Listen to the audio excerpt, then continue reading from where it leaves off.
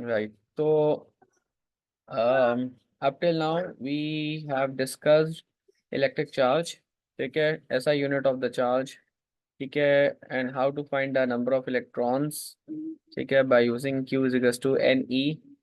um, और फिर हमने ये भी देखा है कि what happens when a charge flows, ठीक है, or moves across a conductor or through a conductor, the flow of charges by unit time or charges pass through one point in unit time is called current, ठीक है.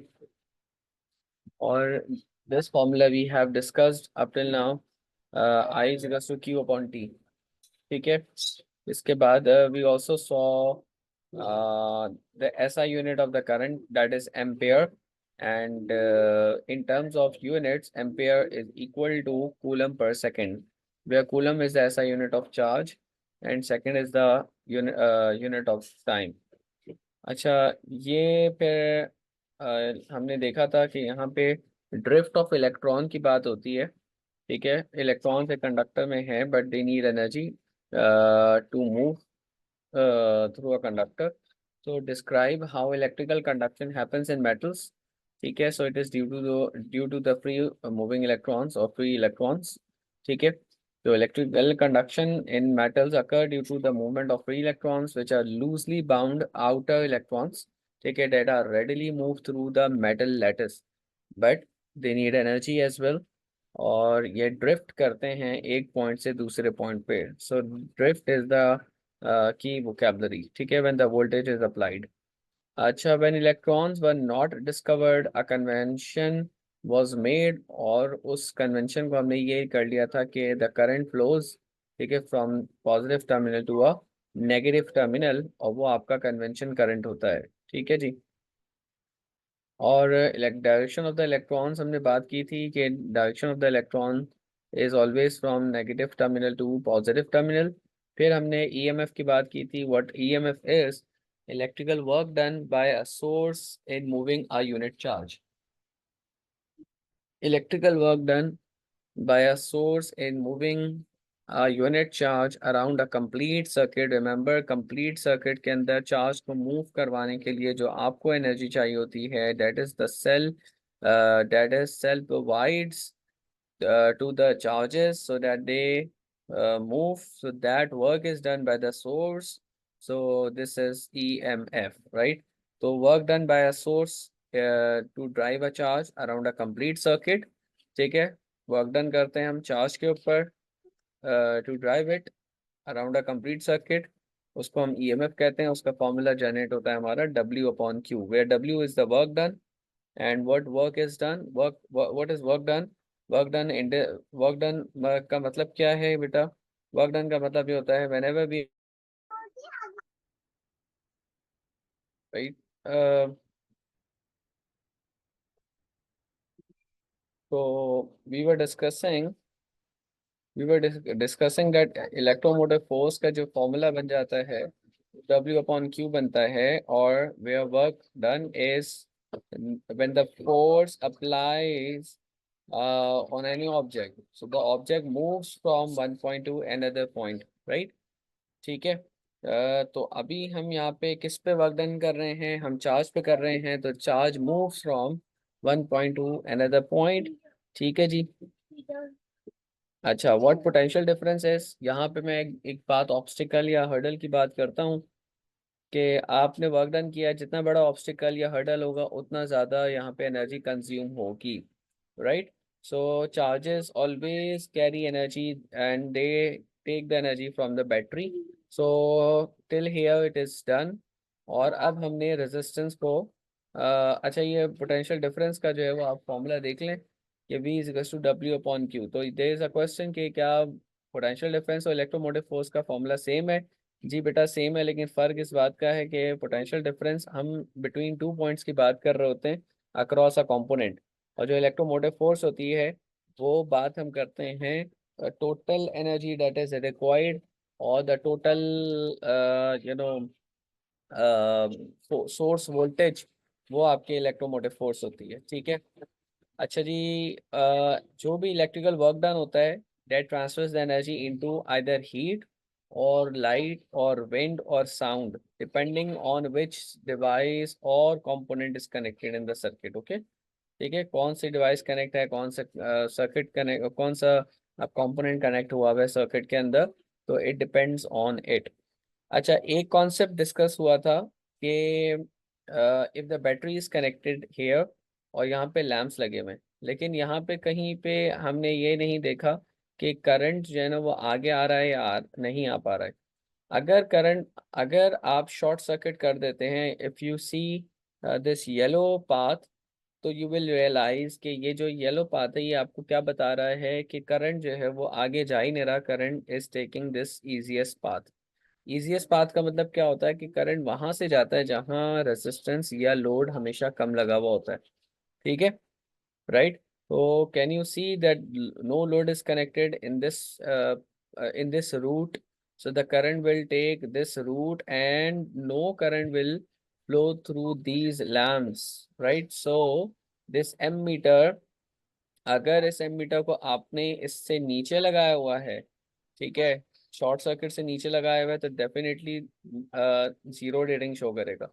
लेकिन current अगर ammeter आपने ऊपर लगा दिया यहाँ पर, ठीक है, बैटरी के बिल्कुल करीब यहाँ लगाया हुआ है, तो एमीटर आपको मैक्सिमम रीडिंग शो कर रहा होगा, दैट इज ग्रेटर रीडिंग होगी, large amount of current will be measured. ठीक है। अच्छा, now what is the difference between these two cells, can you explain me? ये आप सर्किट और सर्किट बी का आप डिफरेंस बता सकते हैं? सर्किट सर्किट ए के अंदर इसके अंदर ना दो लैंप्स एक लोड की तरह है। गुड, तो एक्सीलेंट।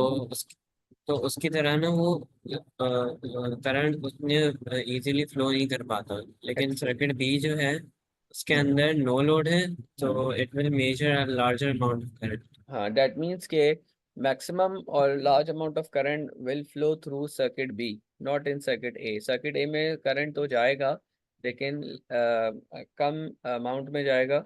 लेकिन जो आपका सर्किट बी है इसके अंदर large amount of current will flow. Why? Because the no load is connected. Clear? ठीक है जी। यस। तो नाउ लेट्स डिस्कस रेजिस्टेंस। हमने रेजिस्टेंस को अब देख लिया था लास्ट क्लास में कि when electrons move through conductors they move with the greater speed. ठीक है, जब भी कंडक्टर से इलेक्ट्रॉन्स पास होंगे, फ्लो करेंगे, तो वो एक स्पीड से मूव कर रहे होंगे। ठीक है, but as compare to the poor conductor, तो बात क्या हो रही है कि the opposition of a conductor to, sorry, the opposition of a conductor to current is called resistance. क्या मतलब है इसका? कि रेजिस्टेंस एक प्रॉपर्टी है सब्सटेंस की जो करंट को, चार्जेस को क्या करती है, स्लो डाउन करती है, लिमिट करती है। ठीक है, by providing the resistance. Okay, ठीक है जी। तो good conductors always have low resistance, उनकी लो रेजिस्टेंस होगी, और जो पुअर कंडक्टर्स होंगे उनकी हमेशा हाई रेजिस्टेंस होगी। राइट, ये फिर हमने कल एक और क्लास में देख लिया था कि रेजिस्टर जो होता है, जो कंपोनेंट होता है उसको रेजिस्टर कहते हैं। और रेजिस्टर की जो कैपेसिटी होती है, how much resistance does it have, its called its resistance. Okay, लेकिन जो कंपोनेंट का नाम होगा वो रेजिस्टर होगा। राइट, सो द एबिलिटी और property of a substance to resist या limit the flow of charges is called resistance. Okay, ठीक है, right. The different colours give us different values of resistance. ये कलर चेंज नहीं करते, ये colours manufacture होके आते हैं so that we can identify the value of resistance of a resistor. This is clear? ये कलर चेंज, यस। ये कोई पीएच स्केल नहीं है या पीएच इंडिकेटर नहीं है जो अपना कलर चेंज करेंगे। ये आपके कलर कोडिंग्स हैं जो कि कोड हुए हुए आते हैं। ठीक है, राइट। अच्छा जी, रजिस्टर का सिंबल एक सिंपल बॉक्स है और दो लाइंस आप अटैच कर देंगे। ठीक है, अब हमारे पास आ जाते हैं दो सर्किट, एक है हमारा सीरीज सर्किट, एक है हमारा पैरेलल सर्किट। जो सीरीज सर्किट है, in series the current does not have any other path to split up, so current has to pass through all resistors, right, with the equal amount. एक ही amount से current जा रहा होगा। हम ये नहीं कहेंगे कि यहाँ से करंट ज़्यादा जाएगा, यहाँ से कम जाएगा, यहाँ से ज़्यादा जाएगा या उससे भी ज़्यादा जाएगा, ऐसा नहीं है। The same amount of current will flow. ठीक है, So that means in a series circuit, the current does not have any choice, okay, to be split up. Is this clear? But in parallel circuit, yes, there are multiple paths, okay, for the current to split up. Therefore, we can observe here कि यहाँ पे current के पास different multiple paths आ रहे हैं. तो एक current अगर I1 R1 से गुजर रहा है तो वो I1 है, R2 से गुजर रहा है तो I2 का करंट हम नाम दे रहे हैं, और अगर वो R3 रेजिस्टर 3 से गुजर रहा है तो वी कॉल इट I3. तो करंट जो एंटर हो रहे हैं ब्रांच के अंदर and current leave, they will remain same, लेकिन हर ब्रांच का करंट अलग अलग होगा, ठीक है, डिपेंडिंग ऑन द रेजिस्टेंस. कि अगर रेजिस्टेंस सेम हुई तो यस सेम करंट जाएगा, अगर रेजिस्टेंस डिफरेंट हुई तो डिफरेंट करंट जाएगा. बट टोटल करंट इन तमाम रेजिस्टेंस से डिफरेंट होगा. टोटल करंट इन तमाम रेजिस्टेंस से डिफरेंट होगा, और यहाँ पे टोटल करंट सब जगह पे जो करंट जा रहा है वो टोटल करंट के ही बराबर होगा. Now are you able to differentiate between series and parallel circuit? यहाँ पे जो टोटल करंट है, they the total current will flow throughout the circuit. But यहाँ पे total current will be split up either equally और may be divided into different values. Is this clear? तो आपका जो I1 I2 Yes. I3 है, दे could be same और they could be different depending on the values of the resistance.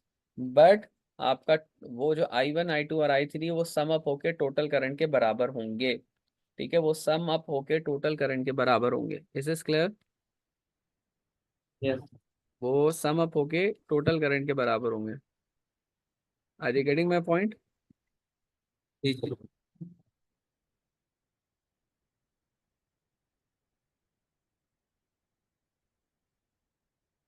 ठीक है, तो यहाँ से जो करंट आएगा, यहाँ जो करंट आएगा, यहाँ जो करंट आएगा, तो ये सम अप होके वापस से वही टोटल करंट बन जाएगा जो करंट यहाँ से चला था. बात समझ आ गई? तो what, how can we say that the total current will be the sum of all currents? क्या हम ये कह सकते हैं? Only in parallel sir. Circuit, only in parallel circuit, remember. ठीक है, सही है.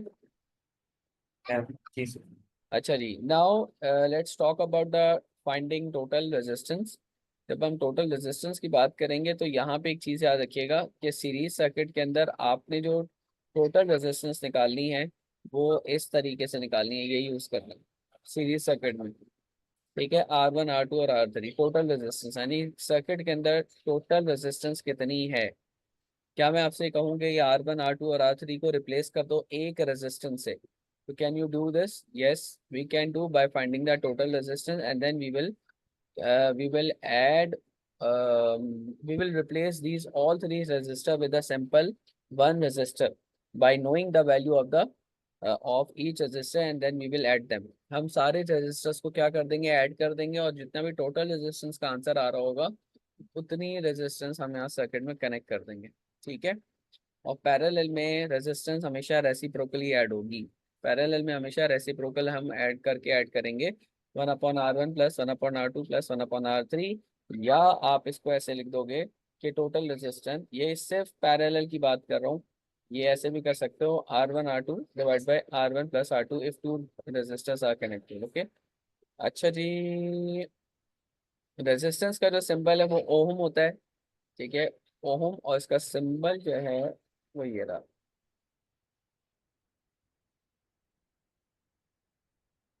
राइट. अच्छा, अब यस. हमें टोटल रेजिस्टेंस कैलकुलेट करनी है. तो हमारे पास ये एक सर्किट है सामने, इसको मैंने एक येलो बॉक्स बना दिया है. Under this box you can see there are three resistor that are connected in parallel. Now as I have told you कि पैरेलल में जो आपकी टोटल रेजिस्टेंस होती है वो 1/R1 plus 1/R2 plus 1/R3 करके हम यूज फाइंड आउट करते हैं. This formula has to be used to find out the effective or combined or total resistance of the parallel circuit. Right, so just plug the values here. 1/4, 1/8, 1/4 we have taken from here, 1/8 we have taken from here, and 16 from here. ठीक है, तो यहाँ से अब आप क्या करोगे, 1/RT या कंबाइंड रेजिस्टेंस को आरटी कहते हैं, इफेक्टिव रेजिस्टेंस भी कहते हैं। और यहाँ पे आप कैलकुलेटर डायरेक्ट यूज करके you can find out the answer. So you will have this answer 2.28 ohm. 2.28 ohm, is this clear? 2.28 ohm. तो अब आप क्या कर सकते हो कि इस पूरे बॉक्स की जगह 2.28 ओम का रेजिस्टर कनेक्ट कर सकते हो। ठीक है। अच्छा, एक चीज आप देखें कि यहाँ पे रेजिस्टेंस जो कनेक्ट हुई हुई है वो 4 ओम, 8 ओम और 16 ओम है। और आपका जो कंबाइंड इफेक्टिव रेजिस्टेंस जो निकली है वो देखें कितनी क्लोजर निकली है टू द स्मॉलर रेजिस्टेंस। बात समझ आई? जी। आपका जो टोटल रेजिस्टेंस निकली है वो देखें कितना ज्यादा क्लोज निकली है स्मॉलर रेजिस्टेंस के। Is is clear? तो आप जितना पैरेलल में रेजिस्टेंस बढ़ाते जाएंगे, आपकी इफेक्टिव रेजिस्टेंस क्या होती जाएगी बेटा? वो क्लोज होती जाएगी स्मॉलर रेजिस्टेंस के। Is is clear? For yes. Example if I ask you कि आप मुझे बताओ इनका, इन तीनों को ऐड करके आंसर किसके क्लोज आएगा? 10 के क्लोज आएगा, 5 के क्लोज आएगा, या 15 के क्लोज आएगा? ये ज्यादा क्लोज है 5 के।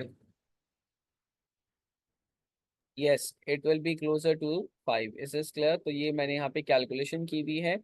और ये देख लो आप 2.72 ओहम आ रहा है। Is is clear? ठीक है।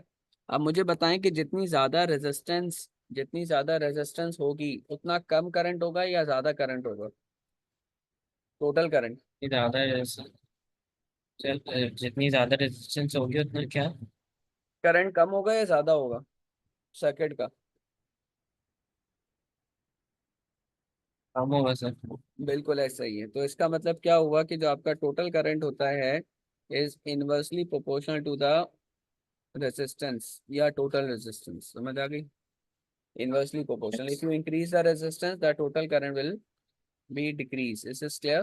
अच्छा, how will you find the effective or total resistance in a series circuit?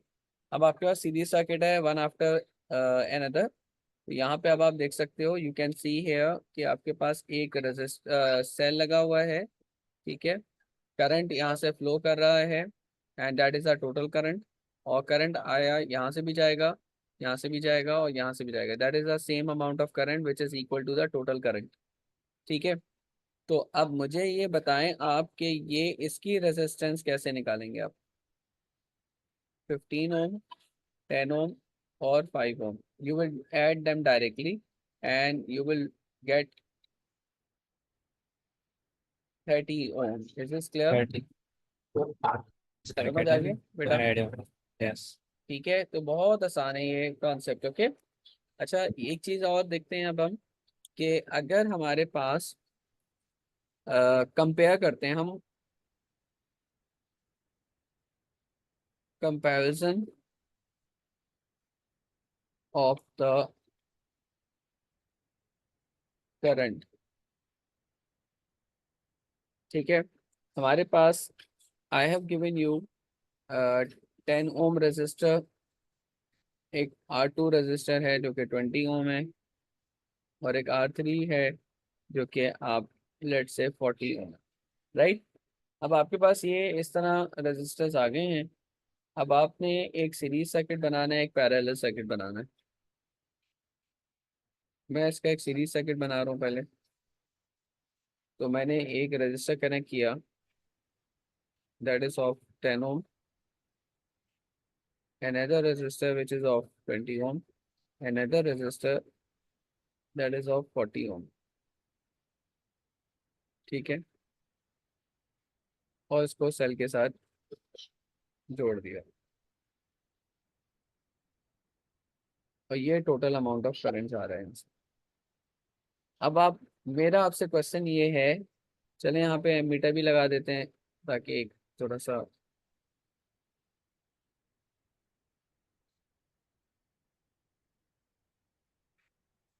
ठीक है। और इसी तरीके से पैरेलल सर्किट भी हमने बना दिया। और पैरेलल सर्किट हम ऐसे करके बना लेते हैं, चलें कि एक रजिस्टर हमने लगाया 10 ओम का यहाँ पर,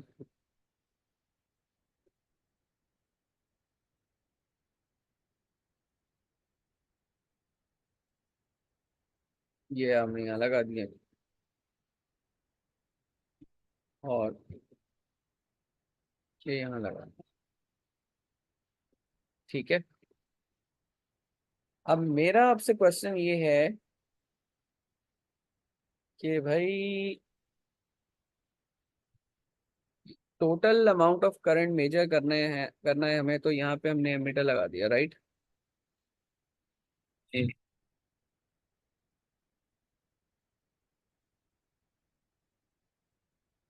ठीक है, ये एमीटर लगा दिया मैंने, टोटल अमाउंट ऑफ करंट यहाँ से मेजर करेंगे हम, राइट। मेरा क्वेश्चन है कि इस पैरेलल सर्किट का करंट ज्यादा होगा या इस सीरीज सर्किट में करंट ज्यादा होगा, टोटल करंट।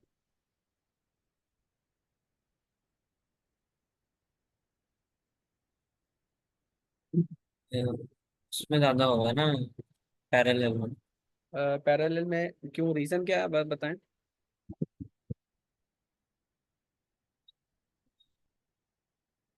उसमें प्रोपोर्शनल टू रेजिस्टेंस आपने कुछ ऐसा कहा था ना।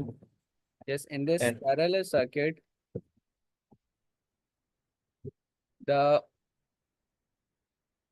total current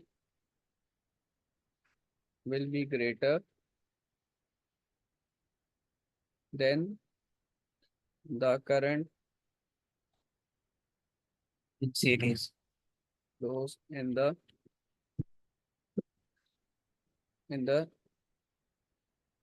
series circuit. ठीक है, as the effective या combined या total या combined effective या total resistance of parallel circuit is smaller or lesser than resistance of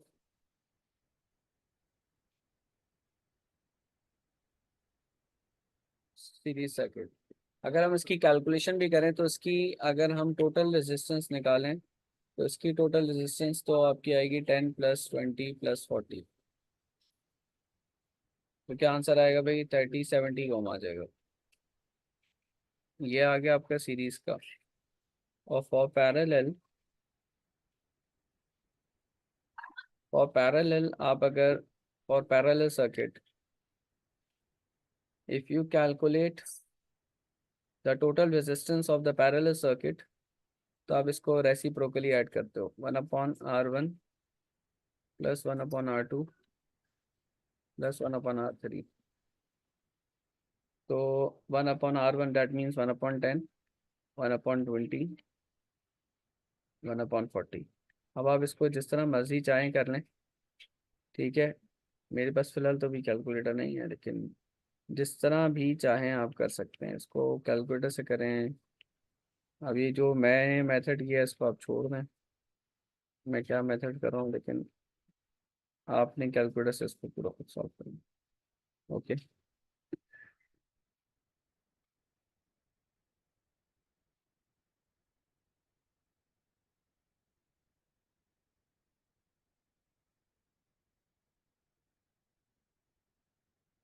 तो ये आ जाएगा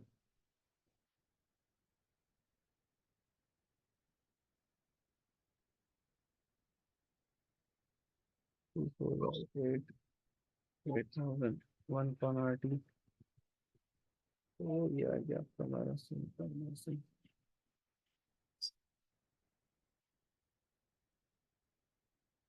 और जब आप इसको फ्लिप करेंगे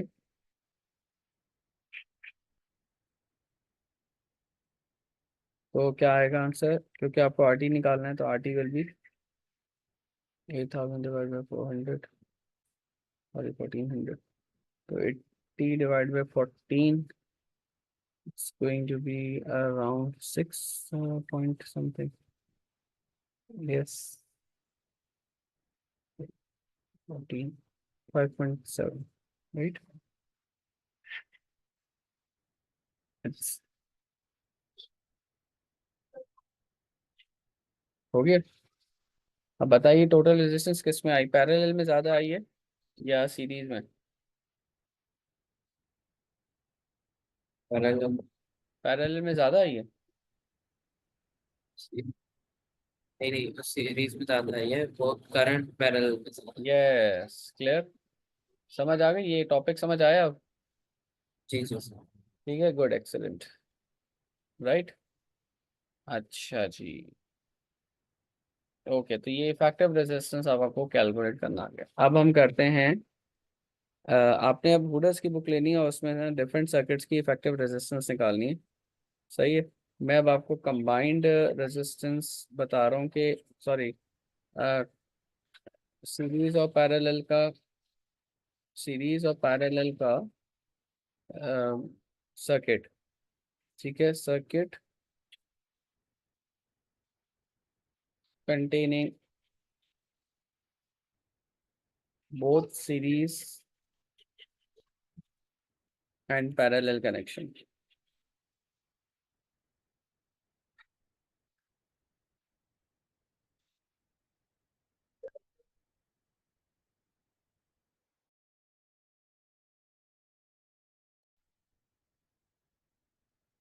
For example,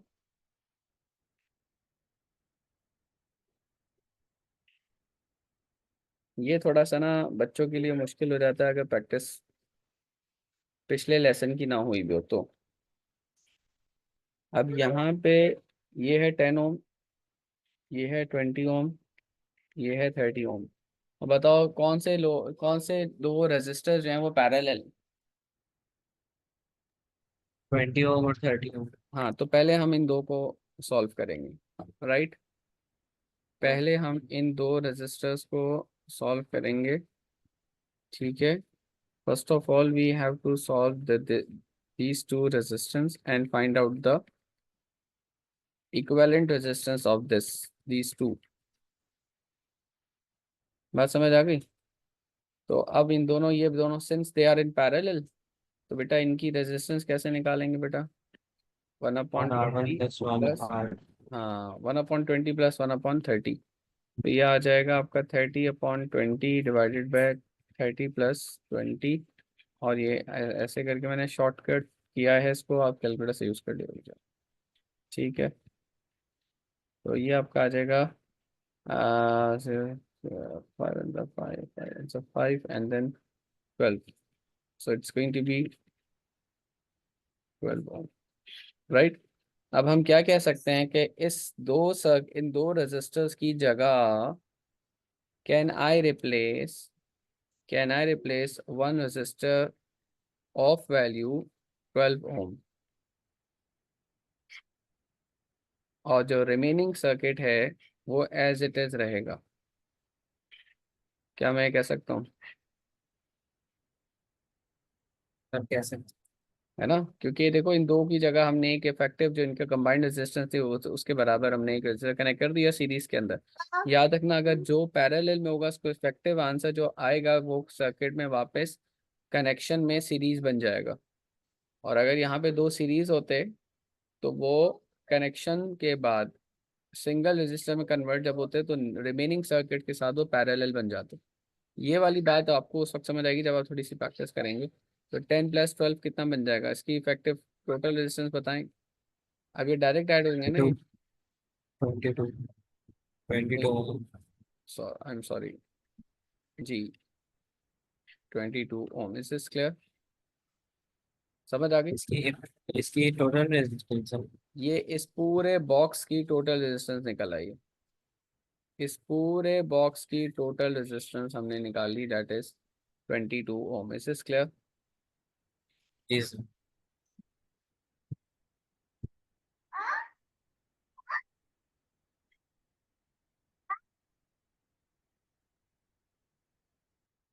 अच्छा, एक और हम सर्किट करते हैं ऐसे ही।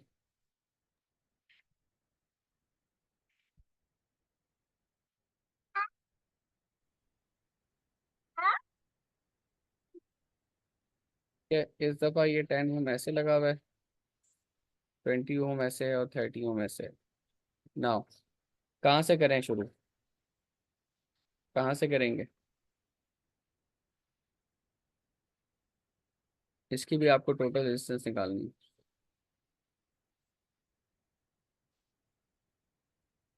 अब आप 30 और 20 को ऐड करेंगे, वो R1 10 एक्सलेंट, होगी। और wonderful, good good, wonderful good, समझ आ गई। तो अब आप क्या ठीक है। करोगे कि इसको पहले ऐड करोगे, तो मैं दैट इज 20 + 30, ये डायरेक्टली ऐड हो जाएगा, it will give you 50 ohm. Clear. और अब ये 50 ओम कनेक्ट हो जाएगा रिमेनिंग सर्किट के साथ। तो ये दोनों जो आंसर निकले हैं ये सीरीज से निकले हैं ना। ठीक है। ठीक है, और रिमेनिंग सर्किट के साथ ये पैरेलल बन जाएगा। तो ये जो पहले से 10 ओम का रेजिस्टर लगा हुआ है वो ये रहा आपका। अब समझ आ गई बेटा? ठीक है। Now have they become in parallel?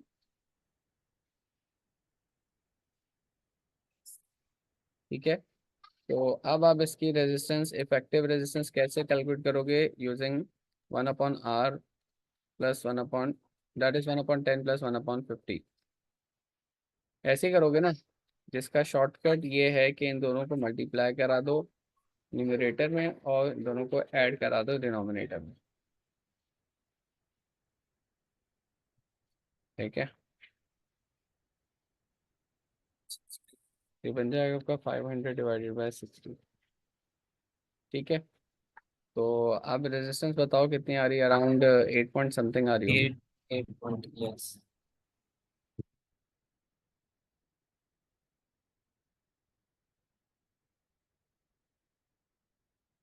8.3 करके कुछ होगी। राइट, 8.3 ओम। डन बेटा। यस। ठीक है, तो ये हमारा टॉपिक भी कंप्लीट हो गया कि सीरीज और पैरेलल दोनों अगर कनेक्शन आ जाएंगे तो कैसे करेंगे। ठीक है। राइट। ठीक। तो मैं अब आपको एक सर्किट दे देता हूँ एज असाइनमेंट, होम असाइनमेंट, इसको देखिएगा।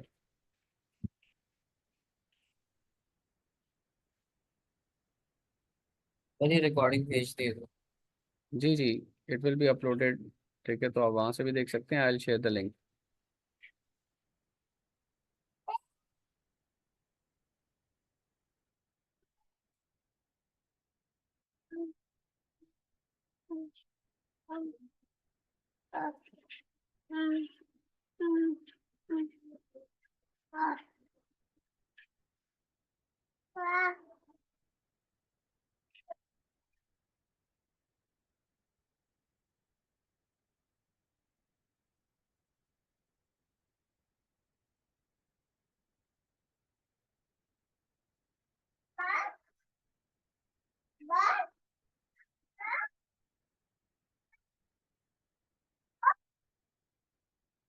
जी बेटा, ये आपने पूरा सॉल्व करना है। एक हिंट दे देता हूँ, पहले आप इसको सॉल्व करेंगे। ये तीनों पैरेलल में हैं, तो 1/10 प्लस 1/10 प्लस 1/10 से सॉल्व होगा ये। राइट। और वो फिर जो कंबाइंड रेजिस्टेंस है वो यहाँ से आकर यहाँ तक लग जाएगी, एक रेजिस्टर बन जाएगा। ठीक है। उसके बाद ये पूरा का पूरा जो है वो क्या बन जाएगा? ये ये सीरीज में बन जाएगा। Is is clear? ओके। ठीक है, इसके बाद ये दो आपको पैरेलल में दिख रहे हैं, इनको भी आप क्या करेंगे? पहले पैरेलल में सॉल्व करेंगे, फिर क्या होगा कि ये पूरा इसके साथ सीरीज में कंटिन्यूशन में आ जाएगा। This is clear? यस। समझ आ गई? इस तरीके से ये पूरा सॉल्व होगा। After the class send me the solution if you are going to do right now. Okay, so this is the way you are going to find the effective or combined resistance of a circuit. ठीक है बेटा। तो इंशाल्लाह I hope the things are clear to you. और electricity अगर then and then practice कर लें तो इट इज़ इजी और बहुत आसान तरीके से समझ आ जाता है। ठीक है, वरना पे ये सर्किट थ्योरी जो है ना वो बहुत ही आसान बातें जो है मुश्किल हो जाती हैं। ठीक है, तो आई होप सर दैट